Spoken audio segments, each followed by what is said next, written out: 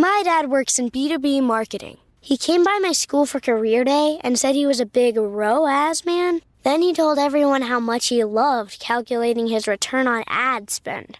My friends still laugh at me to this day.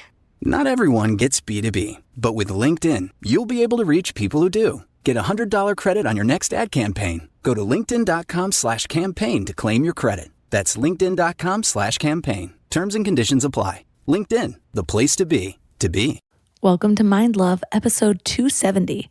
Today's episode is all about the 7 emotional clutter magnets and how to make space for happiness. Here's a super actionable step you and the listeners can just implement right away. Stop saying the word need. Stop saying you need a new pair of jeans. Stop saying you need a new pair of leggings. Stop saying you need a new lip gloss. 99% chance you don't need it. You just want it. So just get honest with yourself. I want a new pair of jeans. Okay, great. You want a new pair of jeans. Can you afford them? Do you have places to store them? Great. But we sort of couch it in this, I need. And we don't need it. Turn up your frequency with Mind Love. Bite-sized brain hacks for seekers, dreamers, and doers. It's time to give your mind a little love with your host, Melissa Monti.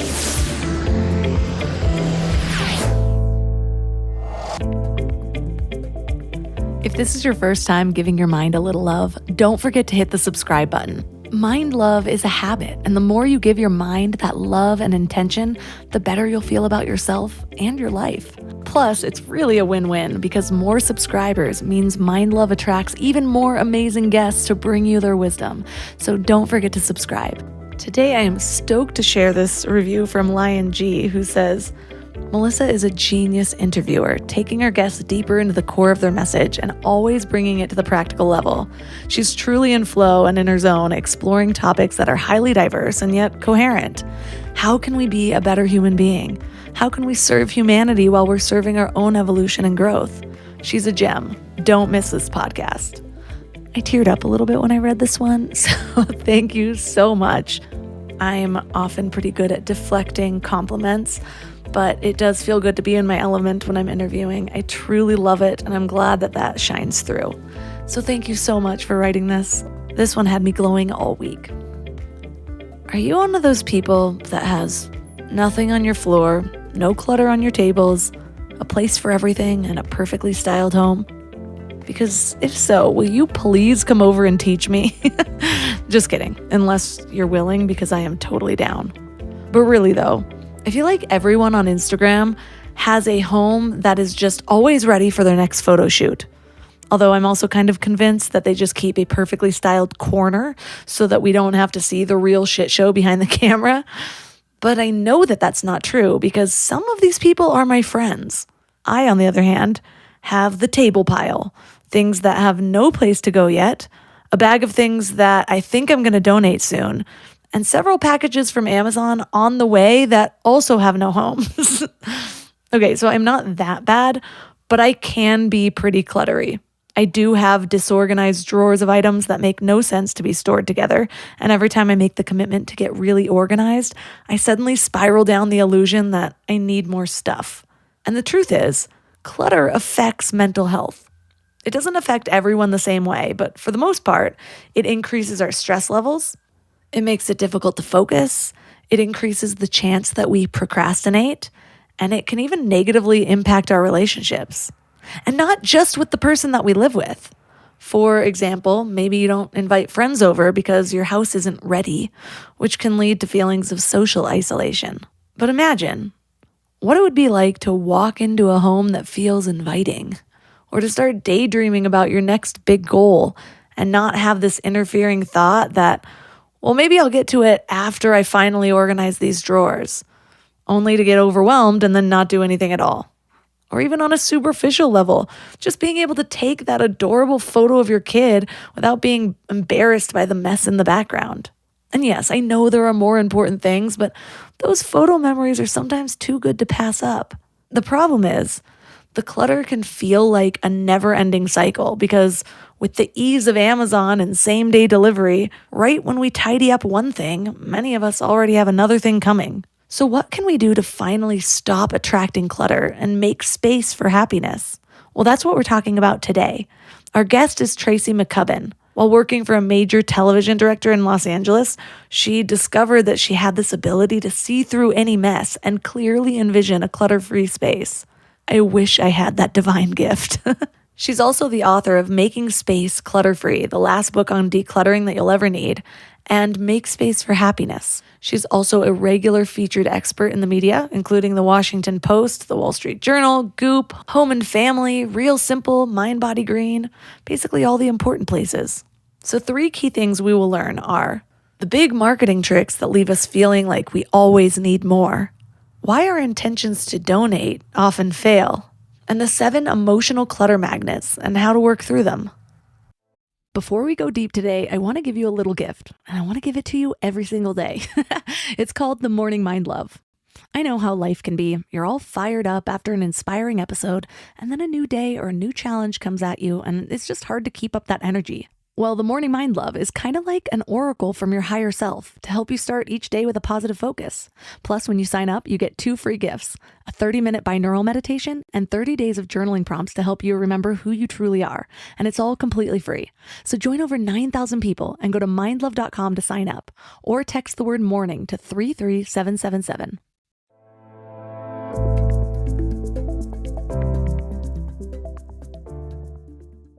And now let's welcome Tracy McCubbin to the show. Thank you. I'm so excited to be here. So give us a little background on you. What inspired your life of decluttering? Because your passion is, I don't know, is it my nightmare? I feel great when I do it. I just can't get myself to do it. It's so hard. Well, I'm one of those people, I spent a lot of my life figuring out what I didn't want to do. I was a personal assistant and I worked in a law firm and I tried acting and I just did all these things and none of them, I learned something from everyone, but I was like, this just isn't quite right.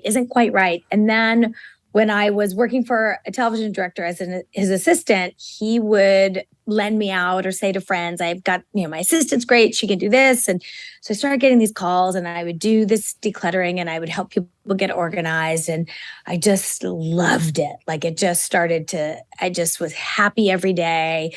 It was interesting every day. I just felt the satisfaction of helping people. And a big component for me is I'm the child of a hoarder. My dad's an extreme hoarder. So I went into it with an extreme amount of compassion and understanding that the hold our stuff can have on us. And I think it gave me a point of view. For me, it was never about making somebody's house perfect and looking like Pinterest and totally decluttered. It was about making their homes work and support them. And so I think that just having that like different point of view, it just took off. So I made a little website and I got a little flip phone. And 15 years ago, the business started. And now I have 11 employees and we're booked like 6 weeks out. And it's amazing. It's amazing. I love what I do. That's awesome. And actually, you're fairly local. I might be able to get you to come here one day. So give us a little history of clutter because I'm fascinated by this. I didn't even know there was a history of clutter until you introduced me to it. So where you mentioned how we got really far from the concept of need. How did that happen? I think it was a combination of a couple things. I think the first thing is at our base, we're still hunters and gatherers, right? That's biologically how we were designed to go out and find a pear tree full of pears or, catch an animal and skin it. And our brain, when we did these things, our brain would reward us with dopamine to keep us looking for it. And we're like, oh, this is great. So we were tribal and that was happening. And then as the Industrial Revolution happened, and especially a really big change when I look back historically is when manufacturing moved overseas and when things got really, really cheap. So what happens is when we shop now, our brain still rewards us as if we'd killed a woolly mammoth. Our brain's like, that's amazing. You went to Target and found Christmas decorations. So we haven't readjusted.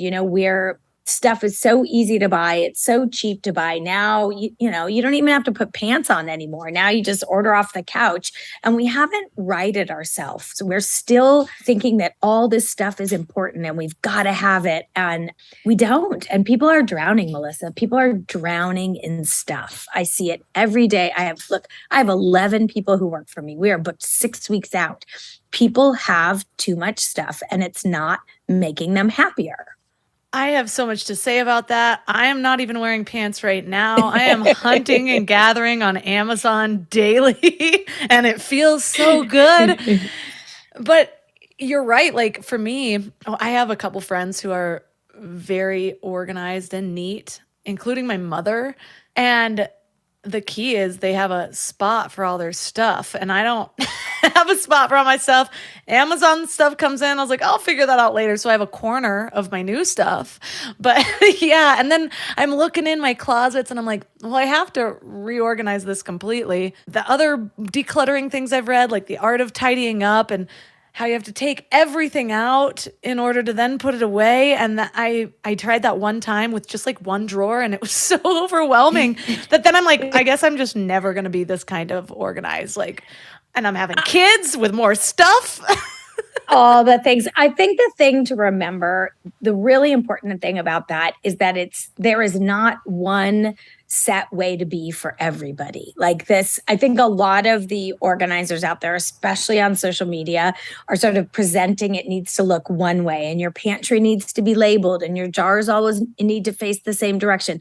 And look, if you like that, knock yourself out. For me, I'm like, I'm not labeling my pantry. I know what rice looks like. I'd much rather take my dog for a hike, you know? So it's really about understanding that I'm never coming from a place of it needs to look perfect or be perfect. It needs to work for you and your household. Your house is a tool. The bottom, it's a tool. You need to rest inside of it. You need to replenish inside of it. And if you're fighting against the stuff all the time, your house isn't working anymore. So I just want people to take that first, like, oh, I should be perfect, or my friend's house looks so neat and tidy. Maybe you don't want it that way. That's okay. But if you feel like you spend more time managing your stuff, I always say to people, like, if you feel like your stuff owns you and you don't own your stuff, that's when it becomes a problem. Yeah, there's this one account I just started following, and it seems like she's going to launch something or something like that. I don't know what it is, but everything keeps being follow to see. But I am inspired by she just keeps talking about how her new minimalist lifestyle makes things so easy to put away. And so she'll post these videos, and I'm like, yeah, there's 5 toys on the ground. You only need to put 5 in a basket. That's amazing. I'm not sure I'm ever going to get there. I've given up my hope on minimalism. I don't think I like minimalism. So you do bring up a really good point. Like, we see these things and it does seem aspirational, and I might weigh it against my discomfort in my current situation. It's like, yes, that looks like a way out, but is it my way out? Because there's a lot of ways out, and I don't think it is. I've always liked stuff. I've always liked gadgets. If there's a new way to peel an avocado using one tool that I only use for avocados, I'm going to have that tool. So I've always been like that. But I want to hit on some of the other things that tend to get us, because we're living in the world of subscription boxes. I had a bunch of subscription boxes for a while, and I realized, as much as I liked getting these in and feeling, oh, it's the fall box and it's cozy and I've got new slippers, I don't like these as much as the slippers I already own. But like, now they're here and they're cute and they go with the blanket that I also don't really like. Tell me about why subscription boxes are lame. I kind of think they're just like month boxes of clutter. Like, you didn't pick those things. They weren't things that you wanted. And what happens is they show up and you're like, I got a present, and you get a big hit of dopamine. And then all of a sudden you're just left with the stuff. And I think the really missing part, and I see this so much on social media, is people aren't taking into account the emotional hold our stuff has on us. It's like, well, just declutter or just get it organized, without understanding that we're coming into it with a story about, I've always been messy. I'm a messy person, or our emotional attachment. Or if I buy everything with labels on it, I'm going to be a better person, or I'm going to feel better about myself, that we imbue the stuff that has no meaning with all the meaning in the world. And so what I'm saying, first of all, I'm not saying don't shop. I like pretty things. I collect vintage Gucci purses. They make me incredibly happy. I work very hard. I love them. I'm not saying that. I am also not a minimalist, but but what I'm saying is realize that that thing isn't going to fix what's inside of you. The thing isn't, thing is the sprinkles on the icing on the cake. It's not going to fix anything. And we have been sold this bill of goods that you're just one eye cream away from never aging again. Just take these vitamins and all your belly fat will go away. We're just being marketed to so much, and we've kind of lost all of our media literacy. And I do agree with you. I have seen that with content creators in this space where you feel them teeing you up. You're like, oh, you're going to drop a product. I can see it. I feel it coming. You're going to tell me to buy a thing to put my things in to keep my things organized. And I'm going way back to the beginning. Like, look, bins come in handy, but do you need to shop all that to get where you want to be?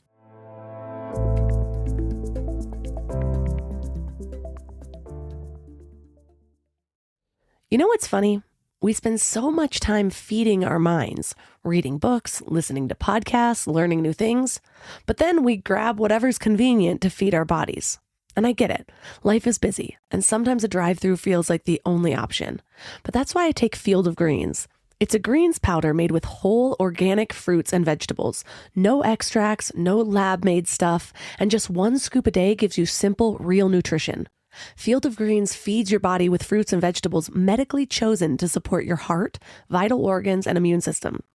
And let me tell you something. Since I started taking it, I've noticed these little changes that show me how nutrient depleted I must have been before. Like the ridges in my nails, gone. My sleep, so much better. And my stomach just feels happy. You know that dreaded afternoon crash that has you reaching for more coffee or sugary snacks? Well, that's not happening for me anymore. When your body is actually nourished, it runs so much better. I've tried other greens powders before, but Field of Greens is genuinely different. The quality is next level, and you can taste it. It's become my go-to, especially on those days when my eating isn't exactly Instagram worthy, because we all have those days, right? And here's the thing. They are so confident that you'll love it too, that they offer a 100% money-back guarantee. That's how much they believe in their product. So I got you 15% off your first order and free rush shipping. Visit fieldofgreens.com and use promo code MINDLOVE. That's promo code MINDLOVE at fieldofgreens.com. fieldofgreens.com.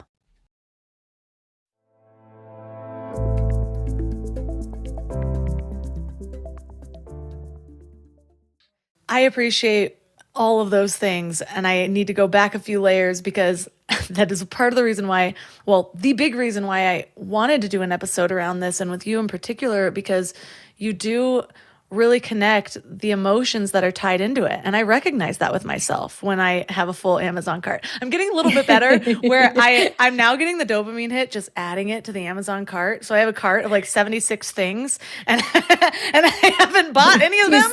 It's how I just kind of shove it away. And if I'm going to buy something, I buy it now. So that way I don't have to look at the cart and all of the other things. But Melissa, here's a really interesting, I just want to here's a super actionable step you and the listeners can just implement right away. Stop saying the word need. Stop saying you need a new pair of jeans. Stop saying you need a new pair of leggings. Stop saying you need a new lip gloss. 99% chance you don't need it. You just want it. So just get honest with yourself. I want a new pair of jeans. Okay, great. You want a new pair of jeans. Can you afford them? Do you have places to store them? Great. But we sort of couch it in this, I need. And we don't need it.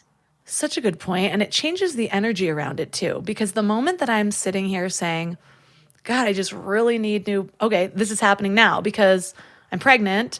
My belly's getting huge and I feel like I need pregnancy clothes. And on one hand, yes, there was a time that I did. I was pregnant last time. I got clothes. I didn't have very many of them. It lasted me through, and now I don't really like some of those, and I feel like I need them, but I could survive without them. But the moment that I say, I need new maternity pants, I need new maternity clothes, I automatically feel like I'm in the energy of lack. I feel like I'm in this energy where I don't know if I should, blah, blah, blah. Suddenly it's this push-pull, but I don't feel good about myself. And that's really the point of it. But and you give your power to the thing. You hand your power. I need that. So I'm going to put myself in financial distress to buy it. I'm going to sneak around behind my, if you're in a partnership and you have a commingle your money, I'm not going to tell my partner, you're all of a sudden not being accountable or being truthful. And I'm just saying, look, you may very well want new pregnancy pants. Great. It's hard being pregnant. You may want that. That is okay. But to just say, I need it, for me, what I see with people is that it takes the onus off of them. It's like, well, this just happened. I needed it, so I had to buy it. People always say like, I don't know how my house got so cluttered. And I'm like, well, you brought everything in it. Like you brought it. So let's start there, which I think is a place of power. I think that's it just didn't happen to me. I participated and I can change my behavior around this. I feel attacked in a good way. Not attacked, hugged. Yeah, like a really aggressive hug. And I'm also thinking you're like, and they're deceiving their spouses just to make both of us feel better. A lot of times when I order things, I'll have it sent to my baby's name. So like, if it's a package for Bravery, I don't know what's in it, but I'm taking it into my room. But I don't know how that kid figured out how to shop on Amazon. Wow, that's amazing. He knows a lot. He knows a lot of buttons. So, okay, so buying does not make us happy. Subscription boxes create clutter because we didn't choose them. The other thing I want to touch on before we get into all of these emotional things that kind of wrap us up is you talk about the donation myth. And that one's so true to me also, where I'm just like, well, I'll just donate all the other things. In my mind, it's not necessarily like, I'll just donate this if I buy it and don't like it. It's that suddenly this purchase feels like, oh, this is the holy grail of the pants that I want, which means I can get rid of the 8 pants that I've felt are mediocre over the years, and I'll donate them and I'll feel good. But then I go to do it and I hold them up and I'm like, yeah, but this one is a little different for this. And it just doesn't happen. Why?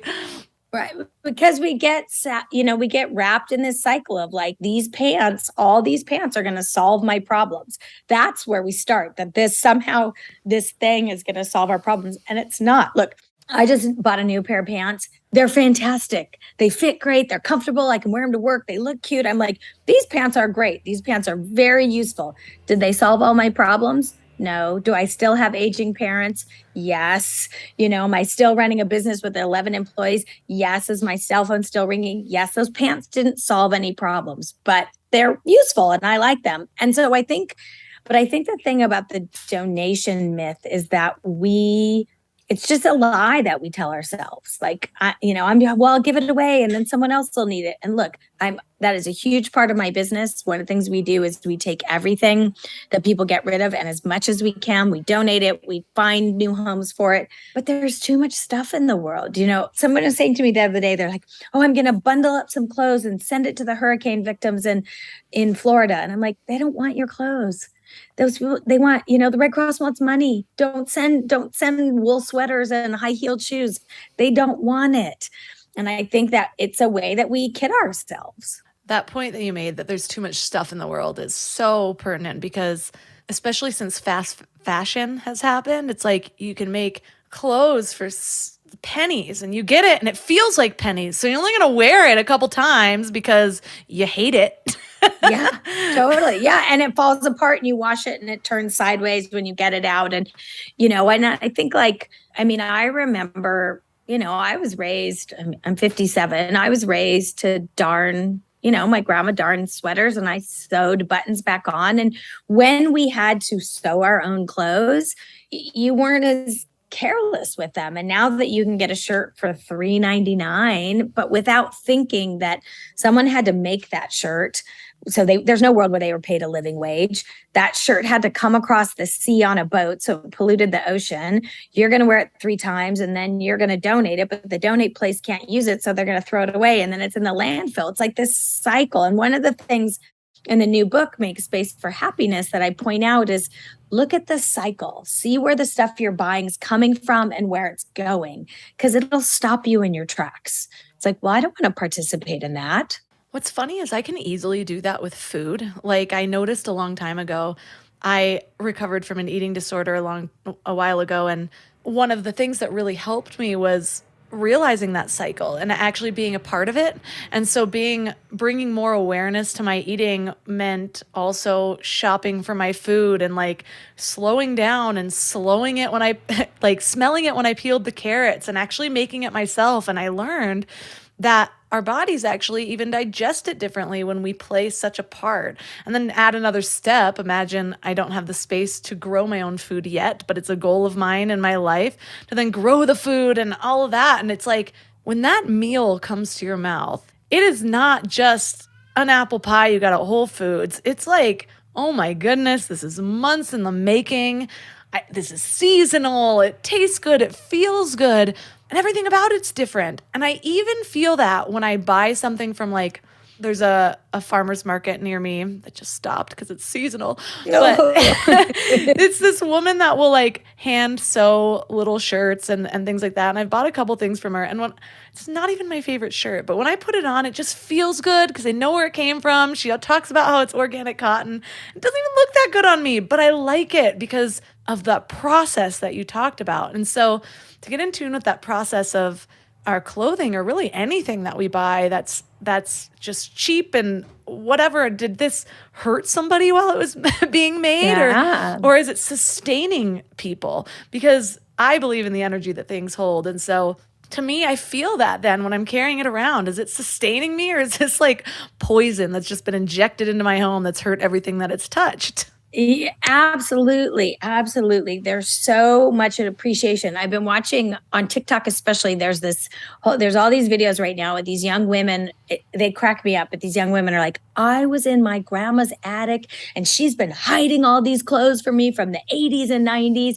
And they're putting them on. And first of all, they look fantastic. These young women are like, and it's so cute. And they're like, Mom, like my mom told me a story about this thing. And all of a sudden there's this whole interaction between generations and they have this appreciation. And it just makes me so happy that they're not just, at the place that rhymes with app and buying a t-shirt, that it came from somewhere. And like you said, there's an energy passed down, that their mother loved it or their grandmother loved it. And now they're wearing it. And I think that's really important. I think it's really, really important because as things have become disposable, then everything in this really, like we're in this really weird place where all of a sudden quantity has become important and meaningful, but the things haven't because they're all disposable. You're like, well, I'll just get a new one. I'll just get a new computer. I'll just get a new phone. I need a new phone. No, you don't. There's so much to think about with this. I promise after the end of this episode, my life is going to be different because I know key points that my life did change for the worst. I know that 2020 was a part of it. We weren't allowed to go out. So shopping online more became normal. So having more packages come to my door without having to explain them was fine. And then motherhood was another one because in part of it, there is need. Like I have a new baby. There's things that I need. But then I'm wrapping that need word up with all of these things that I just kind of want.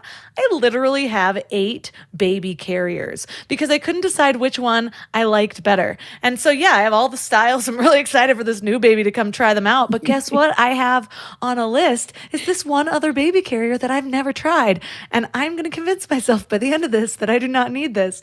And so what are some of these emotional things? Because you can see these key points in my life. I'm sure with other people, it probably comes with job loss, maybe even raises because they feel like they could have more, or a lot of times there's a change in life and then there's a change in our spending or there's a change in our habits. So what are these emotional clutter magnets that you tell us that basically are the catalyst for so many of these things?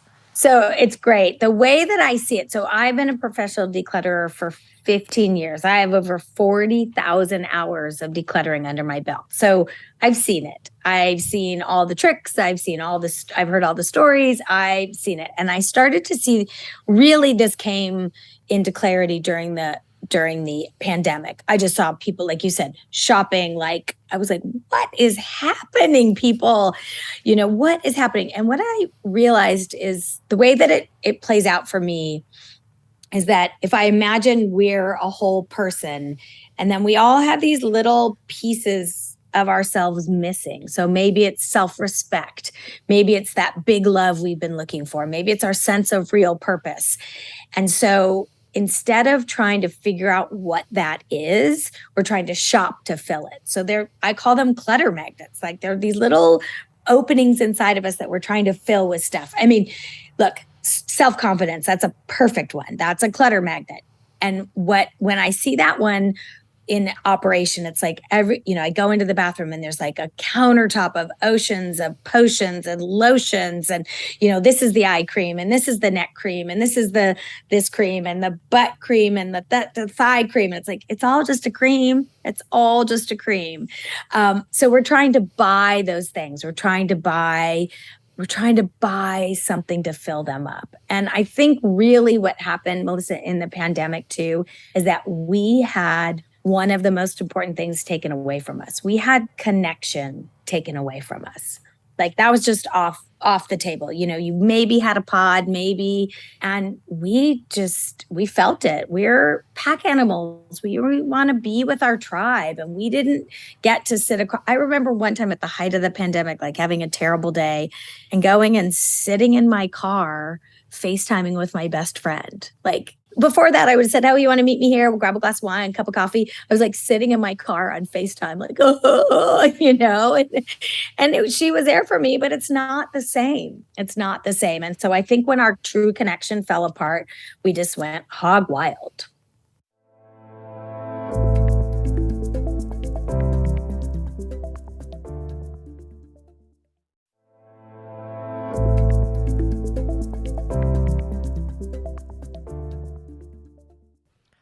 I see that for sure.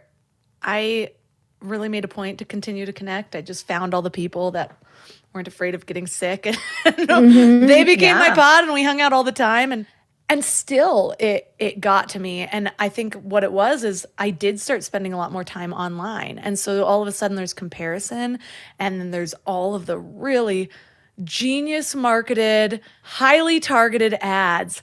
And you mentioned self-confidence and like how it's just a cream. And it brought to mind how just the other day I was actually scrolling and this ad comes up and it started to get me. And the funny thing is you helped me because I knew this interview was coming up and I had already prepped for it. And I was like, oh, what would Tracy do? and I just got a little more discerning. But get how genius this is. So this was for a kid's vitamin, but it was marketing this way that I have never seen it marketed before, how it targets invisible hunger, how your kid is picky and it doesn't matter how much you feed them, and how they still have nutritional deficiencies. And I, of course, have a picky toddler right now where he went from eating amazingly to where now I'm like, did he only eat cheese today? I put 19 different things on his plate. And so then all of a sudden I'm like, oh, well, this will fix my thing, because what nutritional deficiencies does he have? Like, I'm constantly focused on my own and our families and a highly nutritious family. And so then I'm like, well, this has got to do it. And then I actually look at it and it's no different than all of the other vitamins. Not only that, it's a gummy vitamin. And I don't know if people know about gummy vitamins, but they're not very bioavailable. Like, you're really not getting. By the way, they're just gummy candy. They're literally gummy candy. And like, that's that. Yeah, exactly. That we get. And I think that we think that that person is selling us something we really need. Look, I live in Los Angeles. I have a lot of celebrity clients. I see those women that, were supermodels in the 80s and now are in their 60s. Do they look great? Yeah, they look great. They still look like they're in their 60s because there is no such thing as anti-aging. Anti-aging doesn't happen. You age. We all age. Like, it happens, but we're being sold constantly. If you just do this and if you just do that, and, you look at the difference. I mean, I'll just call it out here. You look at the difference between like a Sharon Stone, right? On social media, a lot of times without makeup, she looks phenomenal. She looks great. She's I think 62, something like that. She looks great. Versus a Madonna who's filtered and puffed up and like, just, you're like, oh my God, what's happening? What's happening? And, she's not acknowledging the life that she's lived and everything she's seen, because we're so focused on what she's done to her face that we're not even seeing her as an artist anymore. Yeah, we try to fix things that don't need fixing. I wonder too, I noticed a while ago, but I know this also doesn't always apply. There was a time where it seemed like all of my friends that had a good amount of wealth had less of the problems of clutter. It was like that middle class and lower class that really hoarded more. And I look at it as, my husband and I talked about it because his parents can be like that. His dad was like that. So it's kind of filtered over. They're not horrible, but they keep a lot of stuff and they have a lot of space in order to keep stuff, a barn and blah, blah, blah. And so his dad, though, grew up in poverty. And so his mindset, and he recognizes this, is that I have to keep this thing because what if I need it and I won't be able to replace it? And so it'll be like a weed vape cartridge where he's like, I'm keeping that. It's like, it's empty. There's nothing in it. What are you going to do with this? Store ants? It's weird.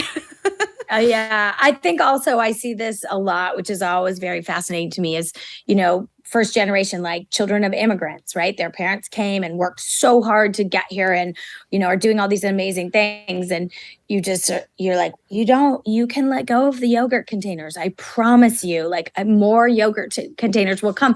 So I think that's another thing, is that people need to understand where they came from, what narrative their families told them. I had 2 grandparents who grew up in the Depression. So that definitely informed a lot. Do not try and throw a rubber band away around my house. I'm like, we might need that rubber band. What? But I think you have to look at that. What was your family's story? What's your family's narrative around money? What's your family's narrative around security? Because it all plays into the stuff, the buying of the stuff, the keeping of the stuff, the needing of the stuff.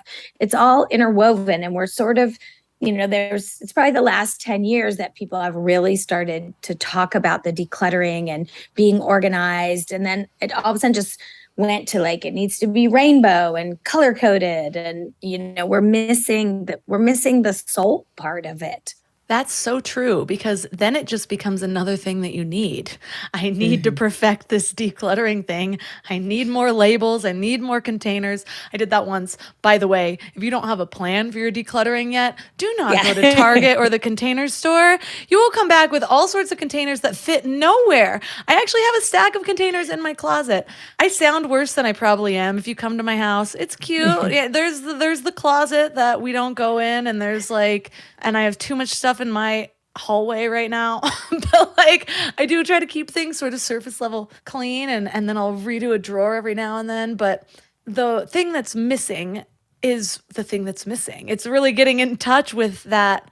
Like, what is it that's driving that? And I know that that's why I'll deep clean, declutter, and then be great and not make any purchases for like 3 weeks. And then all of a sudden I'm like, well, I mean, I just need this amount of things. Let me just do a binge purchase and then I'll be good and I won't need to do this anymore. But then it happens again in a few more weeks. Because it's not truly fulfilling. It's momentarily. I mean, we've all done this when we have an event to go to or a wedding and you're going to see a bunch of people, a high school reunion. You're like, I just have to find the perfect dress. If I find the perfect dress, instead it's like, oh, I'm seeing my peers. I'm seeing family members. I'm going to be judged. I'm not feeling good about where I am in my life. It's just, we've got to start making the connection.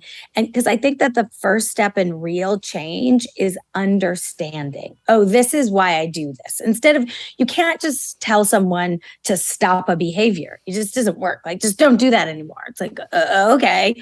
You have to understand where that behavior comes from and what you're trying to get out of it.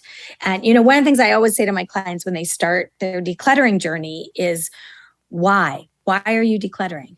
And don't make your why be negative. Oh, I'm a bad housekeeper. I'm lazy. I've been messy my whole life.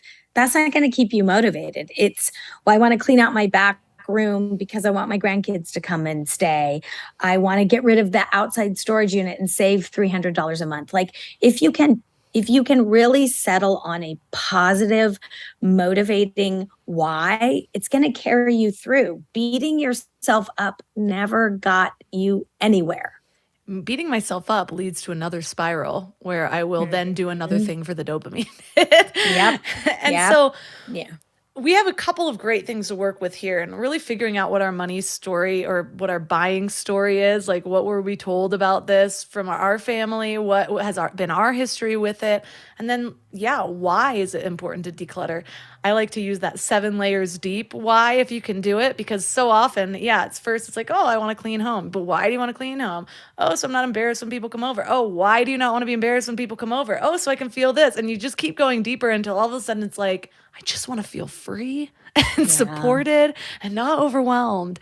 And so once we do that, though, one of the things that really becomes apparent, because what I used to do is, especially with eating disorder stuff, I just feel like all of these things tie so closely in, because it's never about the disorder. It's never about the repetitive action. It's what's underneath that. And one of the things that really helped me, and it's one of the problems I have with some of the movement around food these days, is it's just like, I was in a Facebook group and somebody asked about nutrition for something. I responded and I got attacked by all these women. All food is equal. No food is unhealthy. And I'm like, there's no reality where I believe that. And I see where it's coming from, because they're like, by the way, I ate Swedish fish for lunch and I have a headache right now. So I can tell you, not all food is equal. Right. And I get it, because what they're trying to remedy is that there are people living by means where they can only afford a certain amount of food, and or a certain kind of food, and they don't need to feel bad about that.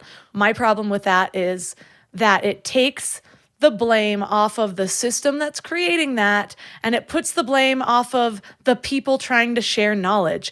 And it just infuriates me. Well, and also what that does, but that is so similar to fast fashion. It's like, first of all, we need to right the system so that all people can afford healthy food, and healthy food is available to everyone, no matter where they live. But if you continue that story of like, well, all food is healthy, you can't do that. It's like, then those people who are in that situation aren't going to strive to how do I change my community so we have access to it. There's this amazing guy out of South Central LA named Ron Finley, and he's called the Gorilla Gardener.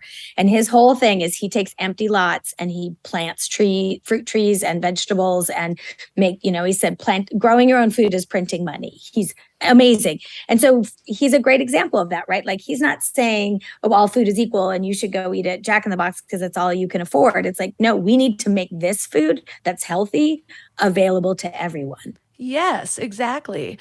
And so one of the things that was helpful for me, that goes against this new like food is equal movement, was actually understanding how different foods, whether it's the marketing or the actual ingredients, affect my mind, manipulate me.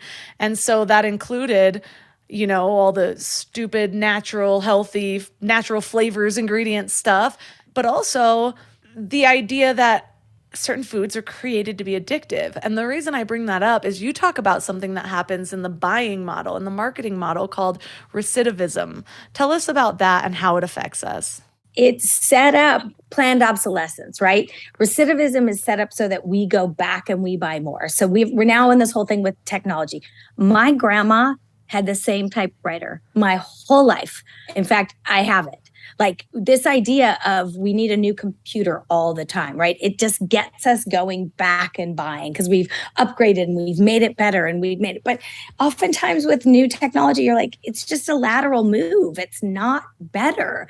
But we've gotten sucked into, we've got to go back and buy some more. And it gets us in this cycle of we want to buy, we want to feel better, we don't feel better, we want the newest thing. And then we just find ourselves in this, it's a cycle. And it really, it ties into how we are with money. So many people come to me when they're dealing with clutter that are also dealing with financial issues, that they're buying things they can't afford, that they have no sense of what they're spending.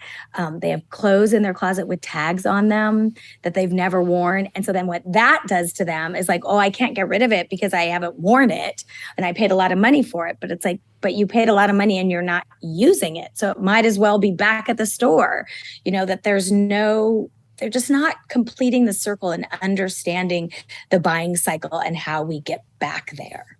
Gosh, I've done this interview today and one on knowing when to quit by a former poker player, and the same exact things coming up where, you like feel invested in it. So you don't want to quit it or you don't want to get rid of it, but you don't realize that it's just like holding your own energy there. Like when I open the closet and I see those items that I know I need to get rid of, I immediately feel weighted down. Like, I'm still not doing this. And it's not about that item. It's about me. It's like, it's highlighting my problem. It's highlighting that I'm still not doing this, that I'm still not using it, that I still haven't made time to donate or to organize or whatever it is. And so it's so much more than just that 1 inch of space it takes in my closet.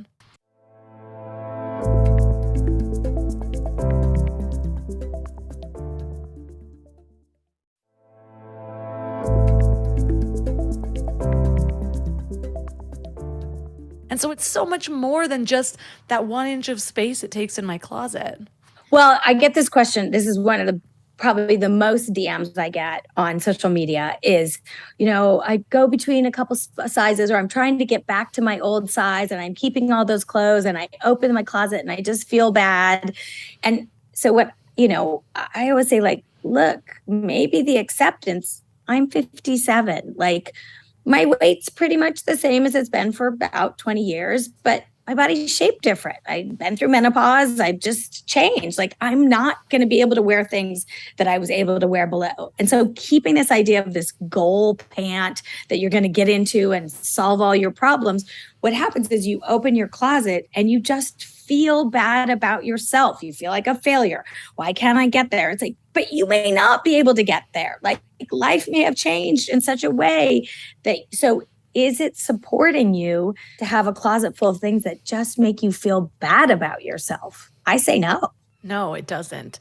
And that is the one thing that I did end up actually finding doable from Marie Kondo was, does this bring you joy? And so, yes, I still use that, but it's not always foolproof. And the whole process around it was just a little bit too in depth or too stringent or something. Like the woman puts away her soap dish when she's not washing her hands. That is not my life. I know. She empties her purse every night. I have so much. She started such an important conversation, and she partly, being Japanese, there was something about it that was different. And I am forever grateful to her, because I was kind of starting my business when she first came on, and I was like, oh, I see this. I see where this is going. And what I started to see with my clients is that it wasn't enough, that they got to a certain point and they're like, okay. I mean, I had a client who said, she goes, so is guilt tinged sentimentality the same thing as joy? Because that's what I'm feeling right now. And so that's what inspired me to write my first book, was like, we're getting to a certain point. And for a lot of people, this works great. But for a lot more people, it's something's missing. It's just not going deep enough. It's just, and I've been in the trenches. I've been doing this for a long time. And for a lot of people, it's not quite there. But we are forever grateful for her to starting this conversation. So when we start to look inside and realize, okay, yes, this isn't just about the new toaster oven in my Amazon cart. There's something deeper that's driving this behavior. How do you really figure out which one of those emotional clutter magnets are the one that's affecting you the most? Or does it really matter, because a lot of the times it's kind of a combination of them all?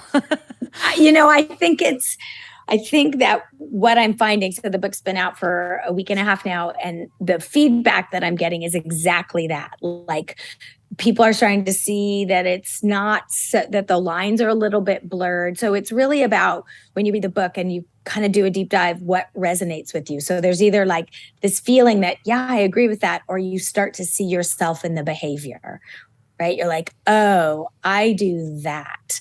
I'm the one that has to have a logo on all my purses. I'm the one that, I buy stacks and stacks of books, me, because I want to be smarter.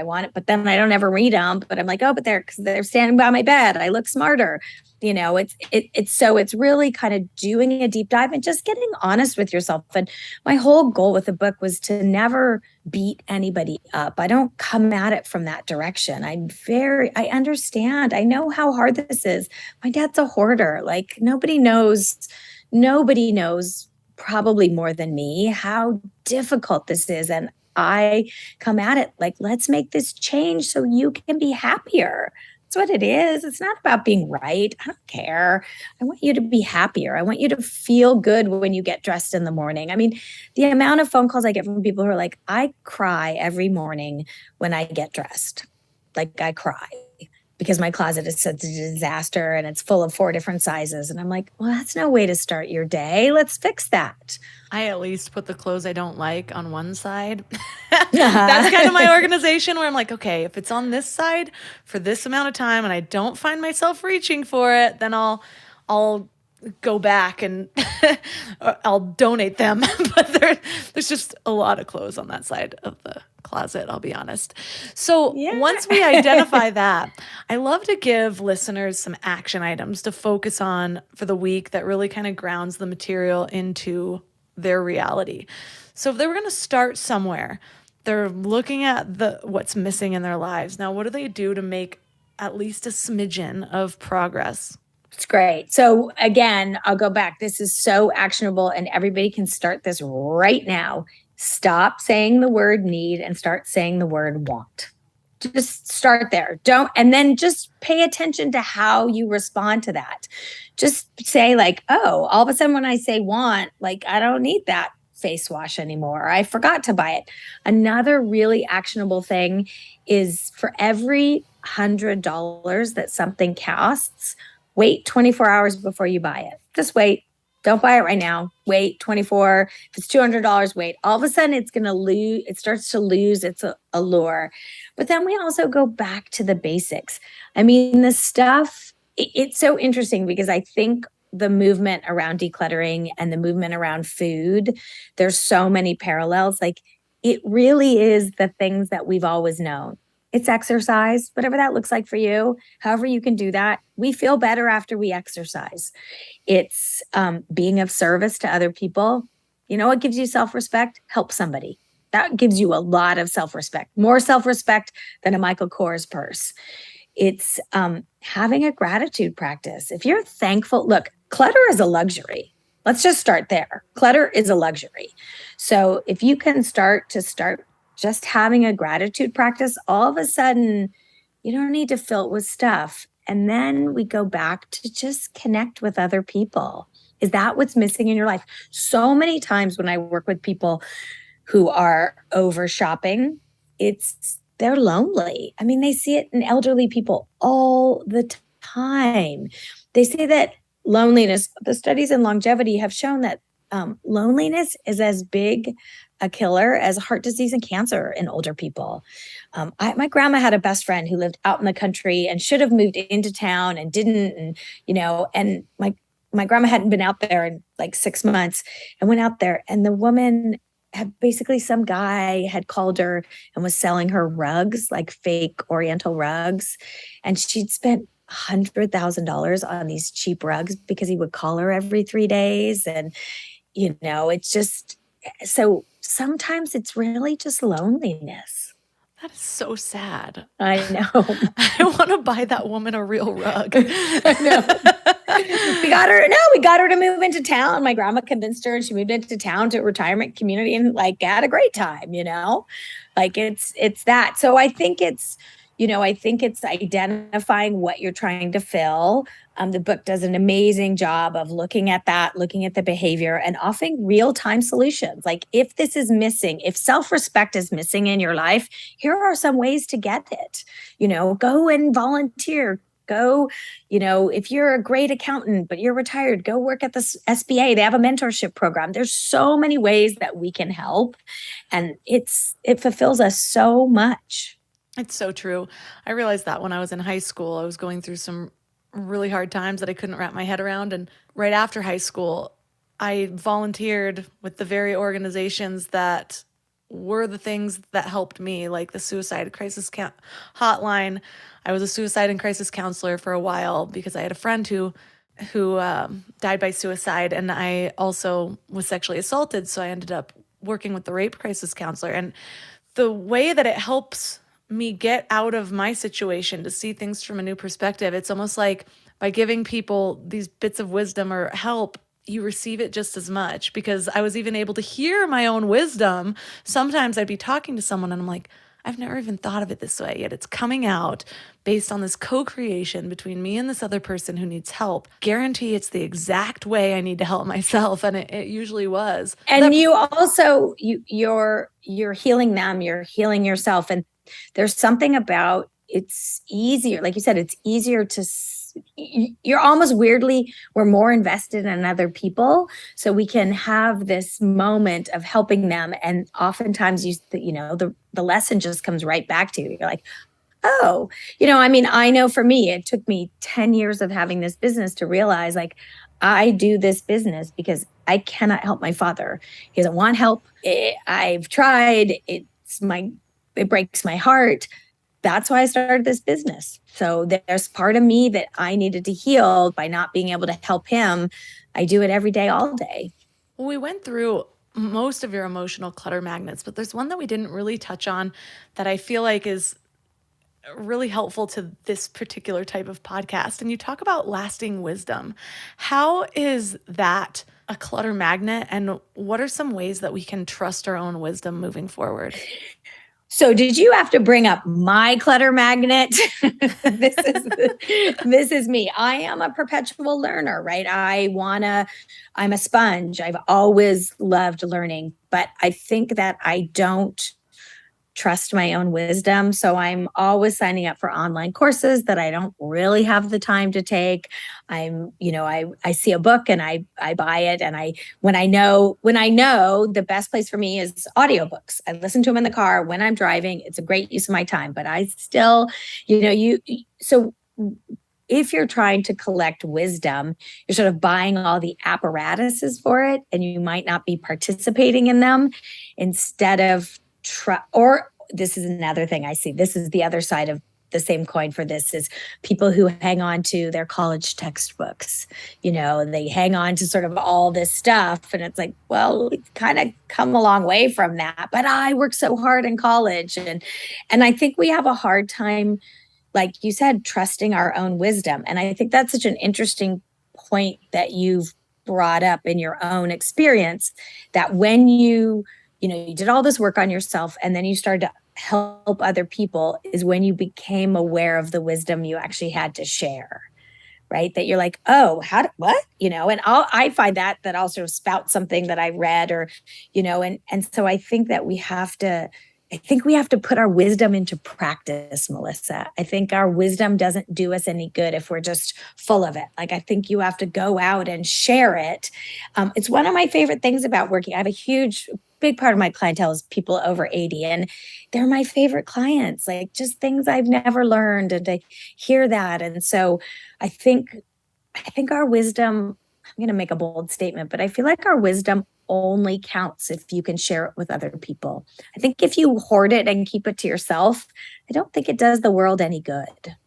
What a great full circle moment for this episode. I'm going to submit it to Seinfeld. It won't be their funniest, but it'll be really useful. Like, wow, that just all tied in really well.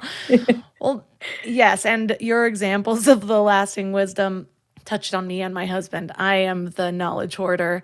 I'm getting a little bit better because I started to realize, like, I just bought another certification course. Like, I don't need more certifications. I need to just do the things that I already know. And then my husband is like, he still has his art case from college and saves all his old projects. I'm like, no one's going to want this. He's like, yeah, when Brave's older, then we'll show him. And I'm like, no, I don't know if he's going to want to skim through these things. Like, the internet exists now. You know that, right? And also the thing, people, especially with art projects, like, for a lot of people, it's the doing, right? It's the doing. I had this client whose dad made birdhouses and made a lot of birdhouses. And she was like, I can't get rid of it. He passed and I can't get rid of a single one. He put all his time into it. And I'm like, but that was his pastime. Like he enjoyed that.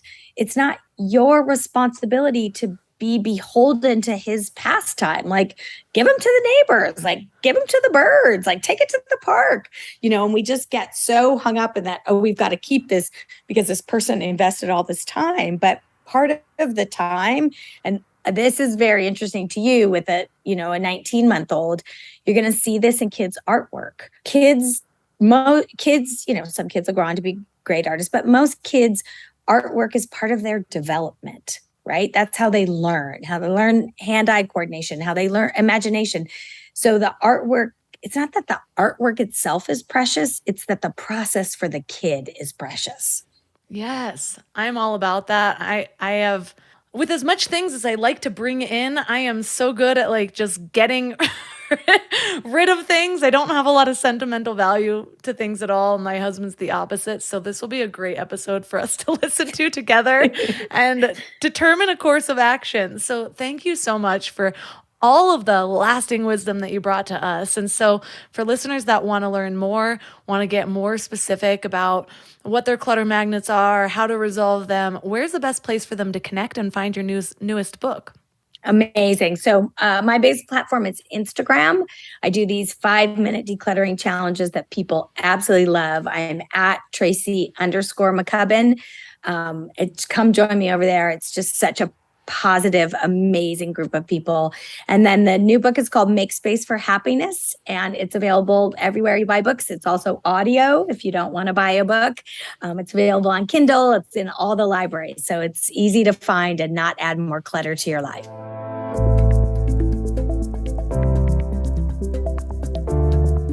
All the links for this episode will be at mindlove.com/270. And your challenge for this week, we've already given you, but I'll give you a little refresher.